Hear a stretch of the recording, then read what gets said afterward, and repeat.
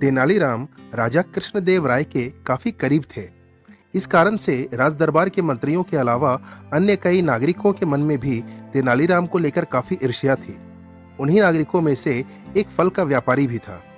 तेनालीराम अक्सर ही उसके पास फल खरीदने के लिए जाया करते थे। एक बार उस व्यापारी ने तेनालीराम को फंसाने की एक योजना बनाई।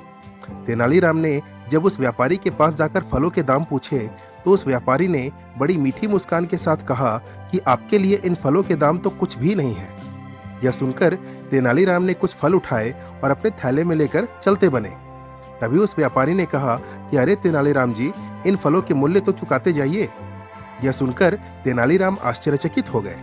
उन्होंने कहा कि आप ये क्या कह रहे हैं? अभी अभी तो आपने कहा कि इन फलों के मूल्य कुछ भी नहीं है, फिर अब आप इनके मूल्य क्यों मांग रहे हैं?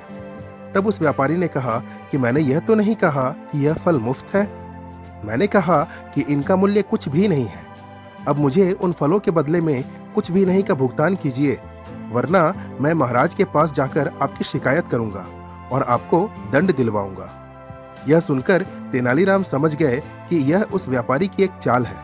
इसके बाद तेनालीराम अपने घर चले गए। वो व्यापारी राजा कृष्णदेव राय के दरबार में गया और तेनालीराम की शिकायत की। उसकी बात सुनकर महाराज ने तेनालीराम को बुलवाया और उनसे उस व्यापारी के फलों का मूल्य चुकाने को कहा।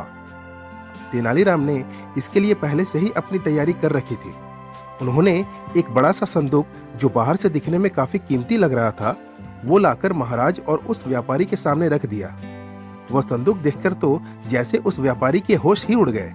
उसे लगा कि शायद आज उसके भाग्य ही खुलने वाले हैं। तेनालीराम ने कहा, महाराज, ये मैंने इस व्यापारी के फलों का मूल्य इसके सामने रख दिया है। महाराज ने उस व्यापारी को कहा कि आप अपने फलों का मूल्य ले सकते हैं। यह सुनकर वह व्यापारी उस संदूक की ओर बढ़ा और जैसे ही उसे खोला, वो हैरान होकर बोला, ये क्या? इस संदूक में तो कुछ भी नहीं है। यह सुनते ही तेनालीराम सामने आए और कहा कि हाँ, बिल्कुल, इस संदूक में कुछ भी नहीं है और यही तो तुम्हारे फलों का मूल्य था।